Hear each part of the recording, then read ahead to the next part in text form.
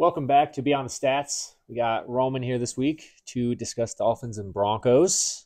Yeah, and I really hope my mic doesn't cut out again because that sucked. Yeah, we I knew you guys didn't want to listen to Roman, Yeah. so I cut it out. Cole just cut the mic because he's a dick. I didn't even know until the next day when the video posted. He's like, yeah, we can't hear you at all. Okay, about 10 minutes in, lost it. So hopefully that doesn't happen. Not sure what happened because the mics were on. Yeah. But it happens. You're going to just have to check mine constantly. Yeah, it happens. We'll roll with it. We'll figure it out. All right, Miami Dolphins. They won. Wasn't happy about it, but they won. Yeah, it seemed like it was. I didn't get really a chance to watch it. It sort of played out kind of like I expected it to. Jets have a great defense. Yeah. So we had the 2 interceptions from Tua. He was sacked twice.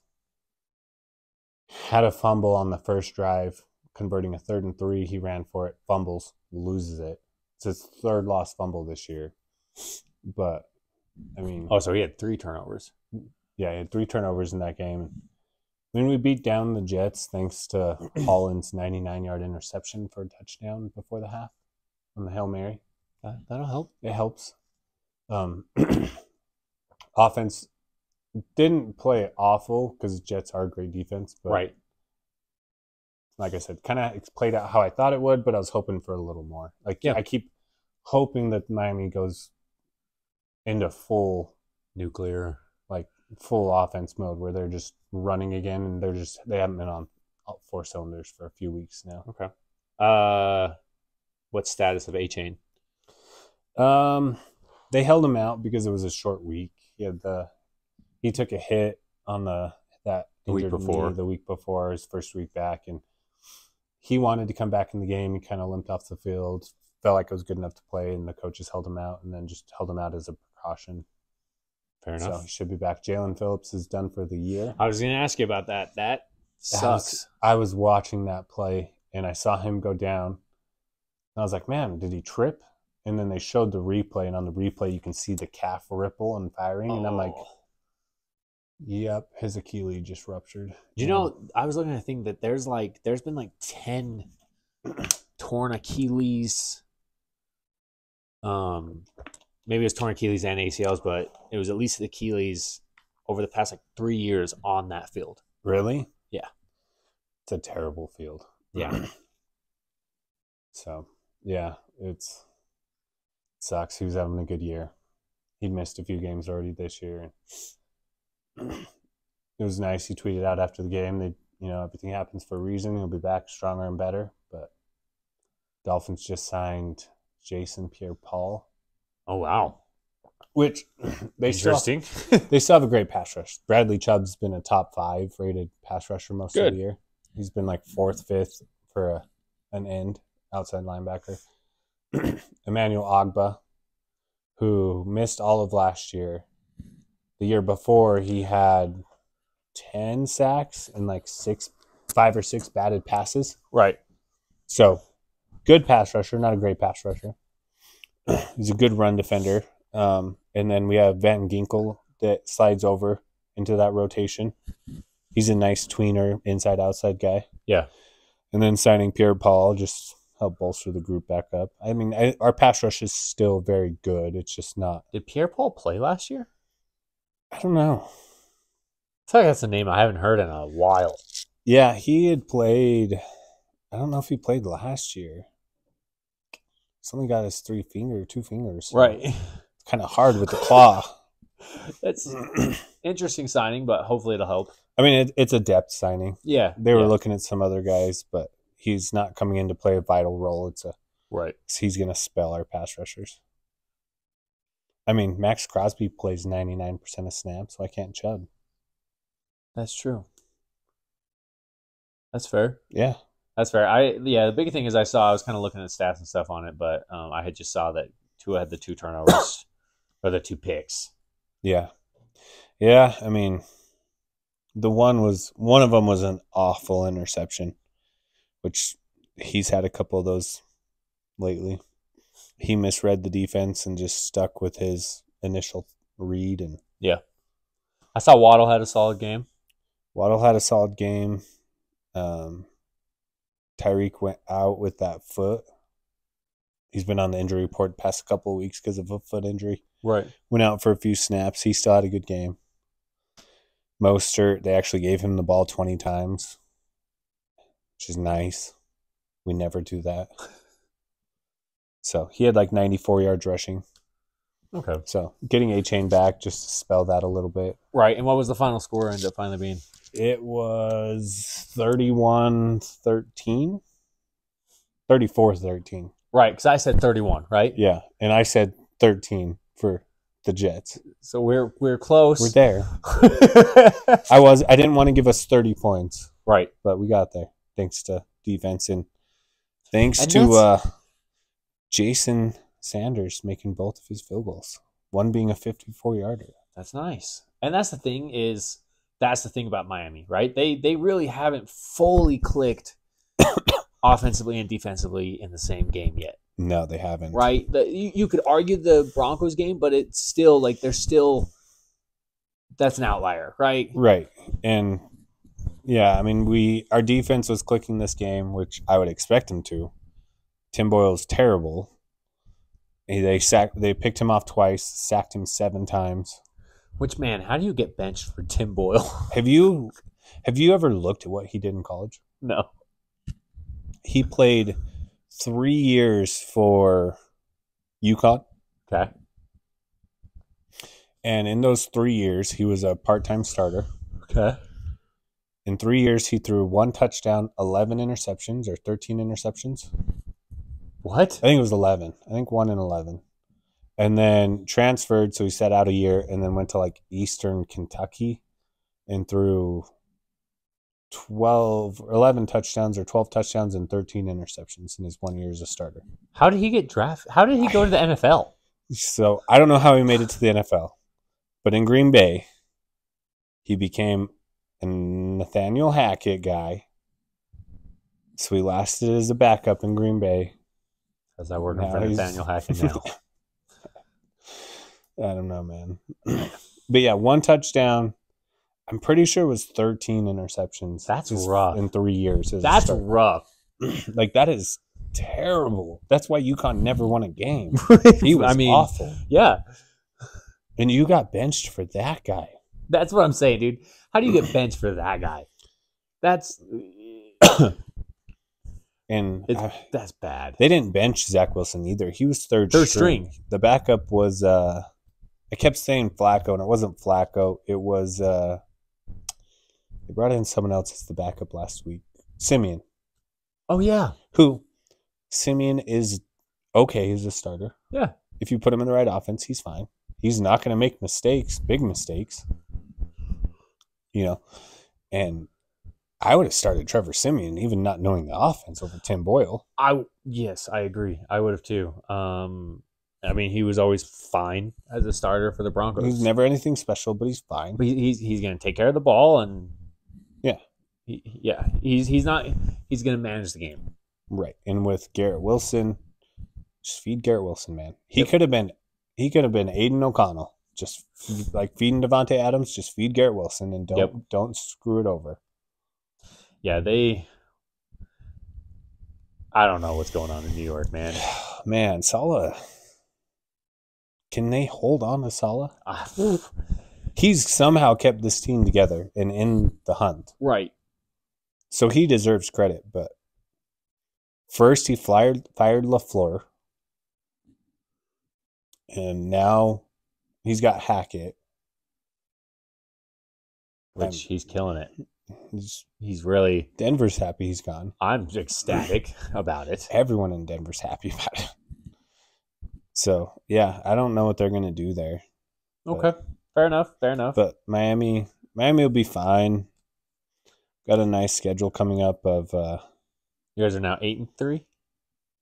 Yeah, we're 8-3. And the Jets, we knew was a tough game. The Commanders this week... They have a solid defense, but they got rid of their best pass rushers, both of them. Yeah. Sam Howell throws for all of the yards, but he's technically a rookie because he only played 1 game last year. Right. So he's going to make mistakes. Jalen Ramsey and Xavier Howard and Holland just take advantage of it. sack them 7 times again, and we'll win that game. And then we got Titans and Jets again. Whereas as long as they're starting freaking Tim Boyle, we're good. they should be fine. And Titans is an interesting one too. Just with Will Levis there. Yeah, I like Will Levis. So that could be an interesting game. Their rush, I mean, if they feed Derrick Henry up the middle, right, Miami's going to struggle because that's our weakness. I know the feeling. Yeah. It's been our weakness for like 15 years. I don't know. Hey, at least you have some other strengths on the team now, though. I'm willing to go sign Vince Wilfork for $1 million just to put him at nose tackle. I don't care what kind of shape that dude's in. Just to stand there. Just stand there. Get in the way. Just stand there. I know he can still do it. He's probably still like 340. Right. He might be 400 pounds. That's okay. Just go stand out there. Yeah. No kidding. Well, the win kind of locked up any sort of question. I feel like being able to finally have a 34 points, right? You're starting to get back to. It's once again a bad team, so that's what everyone's going to say. It's a bad team. Everyone's going to say it. You're starting to get back to kind of what you were hoping to get to. Tua cleaned some stuff up. You could start to hit at the right time. Yeah, and I mean it gives us a solid lead in the division. Right, Bills are 6-6, and struggling right now. Yeah, so I mean they did have a really good game. Like they almost beat the Eagles, right? Yeah, and I heard a good argument from Chris Sims. Josh Allen's bashed for his turnovers, and he is. I'm one of them. But who else on that team is going to make a play? Nobody. No. Didn't they have James Cook last year? They have James Cook now. Oh, yeah. You're right. I was thinking of Zach Moss for some reason. Yeah. They had Zach Moss last year. That's what I was thinking. Okay. Yeah. They had Zach Moss last year. They didn't feed him the ball. They signed Leonard Fournette 2 weeks ago. They don't give him the ball. I mean, they have Diggs, and Gabe Davis is solid, but right. Dalton Kincaid at tight end. Yep. He's a good tight end, good receiving tight end. He gets the ball, but it was also a weird pick because like they picked Dalton Kincaid and they had Dawson Knox already, who had a career year last year with like 50 or 60 catches. Right. It's like, why don't you get something to help your quarterback? Like, I get a tight end helps. But not when your tight end's already playing fine. That's like having Dallas Goedert and being like, hey, in the end of the first round, we're going to take a tight end. Right. Yeah, I don't know what's going on in Buffalo, but I don't see them right now. I do not see them as true contenders. No, not as Super Bowl contenders. They're going to be a playoff team. Yeah. But hell, maybe at this point. I think they have a couple of games against Jets and Bills left. Or Jets and Patriots. The Bills got some games against the Bills. I was thinking Patriots. Jets and Patriots left. Well, that'll help. Yeah. So I think that they'll still be a 10-win team. It's just... Which at this rate could squeeze you into the playoffs. That's the thing is all of a sudden the AFC is. I mean, it could look at Denver. I mean, 6-5 and they're in the hunt. We're tied for the final spot. Yeah. So, I mean, who knows at this point what may take it to get into the playoffs in the AFC? Yeah, if they're NFC South, I think it's the NFC South. If they were NFC South, they'd have a chance. I think the Falcons are winning that division. Really? I am like 90% sure Jeez. that the Falcons are winning the NFC South. Let's double check. 5-6, they're winning the division tied with the Saints, but they have the tiebreaker. Oh, yeah, you're right, because the Saints and Falcons played this week, and it was like a for the lead of the division pillow fight. Yep. So at 5-6, they're taking that division. So in the NFC, they could be okay if they're NFC South. Jeez, man. But speaking of the Broncos, they are gonna lose. We talk about us winning right now. Oh, sorry. Yeah, 5-game winning streak. We won. 5-game winning streak. hottest team in the NFL. Yeah. You guys are crushing it right now. And the thing is it's not like it's bad teams that we're beating. You know, like you said, even though we don't really feel like the Bills are Super Bowl contenders right now, they're still a playoff team. Beat them. Right. Super Bowl champs, Kansas City, beat them. And the thing about Denver is it really seems like Russ is just not. He's just taking care of the ball. In these 5 games, he's just, I'm going to do what is necessary. Like, I'm not going to try and do too much until the game is really on the line and they need me to do something spectacular. And that's, I was listening to somebody today on, I think it was ESPN, but they were talking about it, and they said you're not really going to see moments of like, oh, that's vintage Russ, right? You're not going to see that this year, and that's the reason is we don't need that this year. We are a team that is riding a defense that takes advantages of mistakes, right? And then our offense just needs to take care of the ball. Don't put the ball into bad spots. Right. Like, he has 20 touchdowns and 4 picks on the season. That's good. That's pretty freaking good. Yeah. And so... Yeah, and Sunday he didn't have a single one. Was only sacked once. Sacked once. He had 2 fumbles. One was a fumbled snap. The other one... Yeah.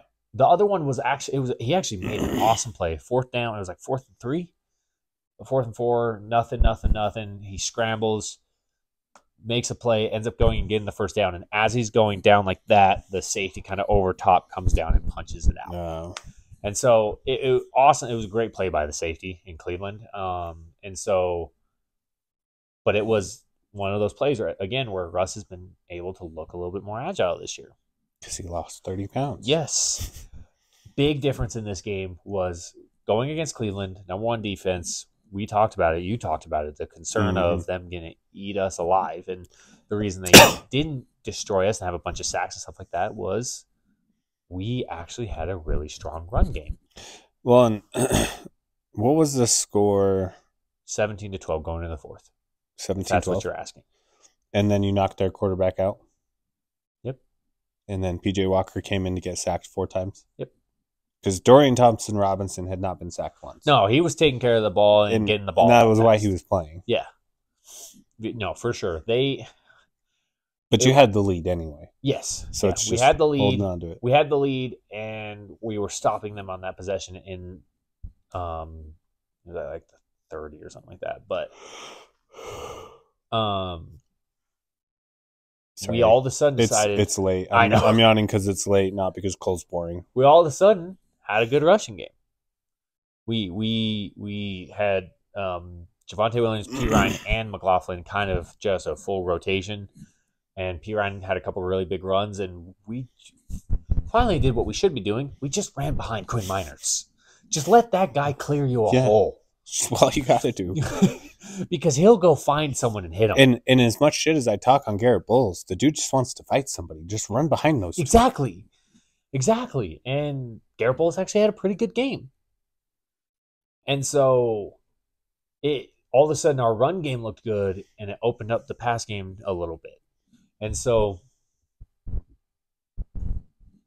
maybe we're starting to figure stuff out. And if we can get the run game going, keep the other team off the field. Right? That's a big thing. Keep them off the field. And with the way our team's built, if we can keep them off the field, you win. They only have a certain amount of offensive possessions. Our defense has been really good at getting takeaways. Right. During the 5-game winning streak, we have 15 takeaways. Nice. That's pretty damn good. And I was reading a thing by actually Carl Mecklenburg, old Denver Broncos player, talking about it on how, to really win in the league, you have to know what your team is. You have to know what your team does good and just do it, right? Don't try to go and be something you're not. And he was talking about how it took Sean Payton a while to figure it out, and Vance Joseph a while to figure it out. And it came down to the fact that the Bronco players just want to hit people, right? They just want to Quinn Miners, Garrett Bowles. They just want to fight people. Just let them go fight someone, and man. So Mike McClinchy, run blocker. Yes. And so it's using that physicality and on defense. Let our corners be physical. Don't put them in this soft zone Let them just be physical and attack. Yeah. Surtain is a press man, dude. Like, Yes. I don't care if the other guy's not. That's fine. Let the other guy play 5 yards off. Surtain needs to be up in the face of the receiver. That's where he's best. Yep. Which is why all of a sudden we're starting to get turnovers. Is we're starting to be more. We're attacking on defense instead of kind of hoping to just stop you and hold back. Well, and that's what good coaches do is they scheme to their players' strength. Yeah. A good coach will always scheme to a player's strength. That's why, like, not to take us back, but Mike McDaniel, when he came to Miami, he watched every snap Tua took the year before, brought him 1,000 plays and said, this is what I think you're good at. Pick out the ones you really enjoy and think you're good at. And we'll work from there. And that's what you have to do. It really is. And so that's a big reason why we're winning.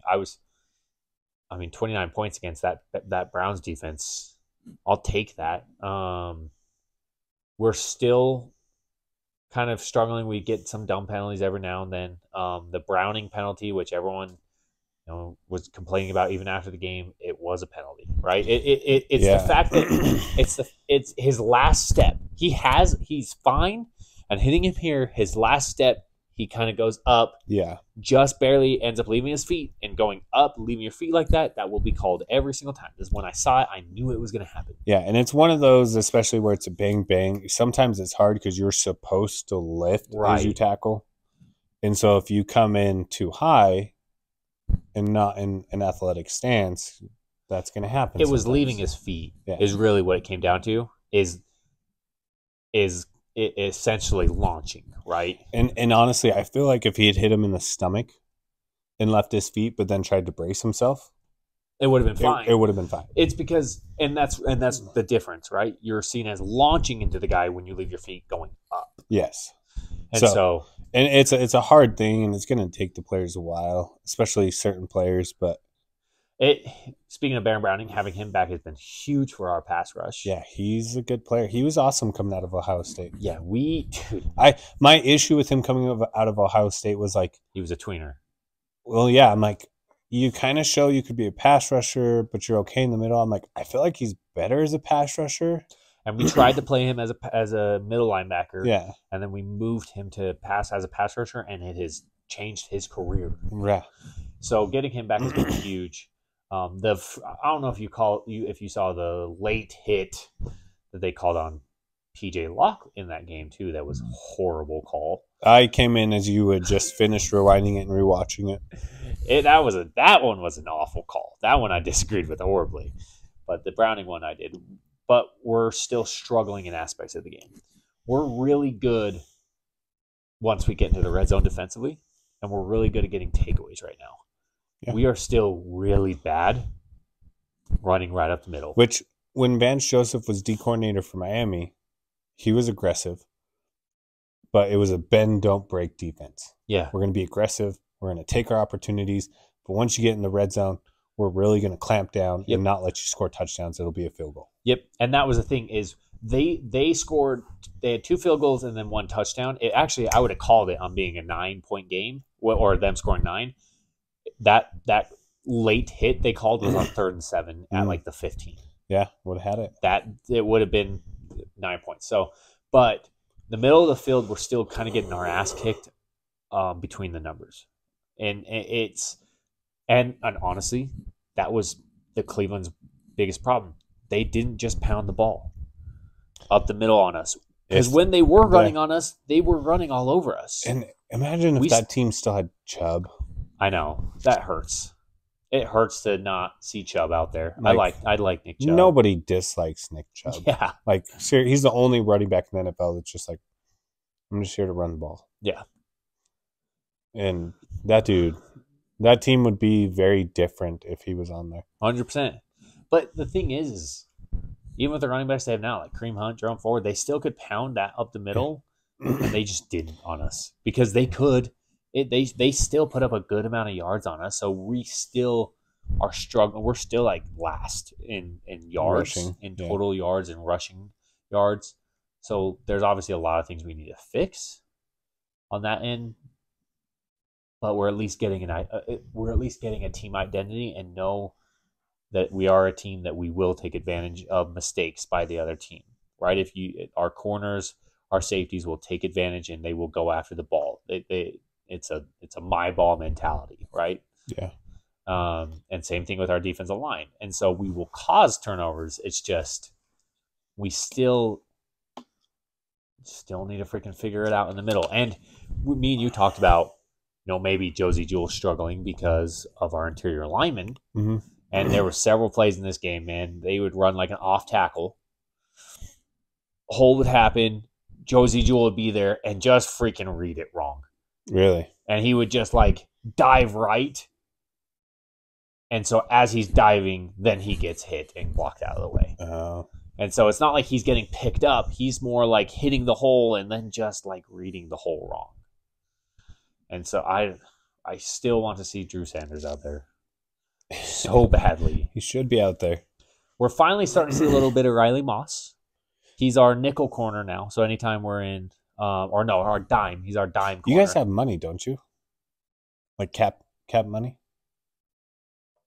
I don't know why. I was going to say Shaq Leonard is. So they are talking with Shaq Leonard right now. They might be bringing him in. They have been linked to bringing him in. He's not necessarily a run stopper, but he's a great blitzer, man, at linebacker. Like, no matter where you play him, inside, outside, right. Like, the dude's got some skills. I know there's been some discussion, maybe today that I saw an article on it, but of maybe bringing him in. Yeah. So that'd be cool. So it might happen. And he gives you a guy you can rotate outside. Yeah. So, sorry. No, we're good. Squirrel.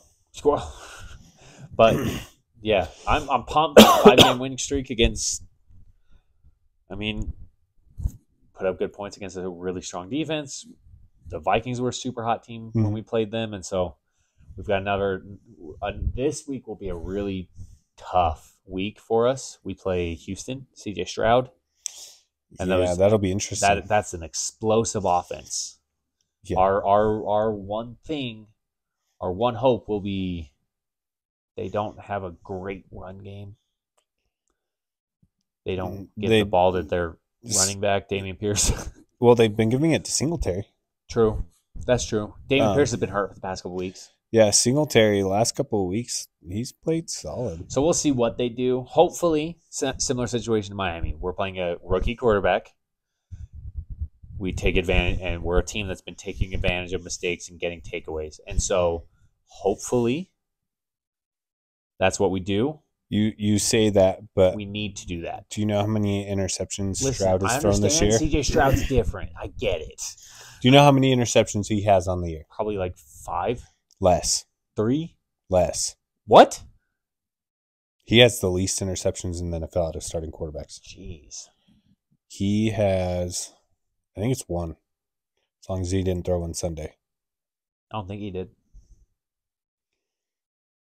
19 touchdowns, 5 interceptions. So yeah, you see your full crap. Yeah. I knew it was a ridiculous number. Okay. But yeah, so hopefully we can take advantage of them being a young team. Tank Dell, rookie receiver. Did you hear how they got him? No. So at the Combine, CJ Stroud and Tank Dell worked out together. Okay. And they kind of built up a friendship and really enjoyed working together. Had a great rapport at the Combine. So when he was drafted by Houston, Tank Dell shot him a text and he's like, "Hey man, tell him to come get me," like as a joke or something.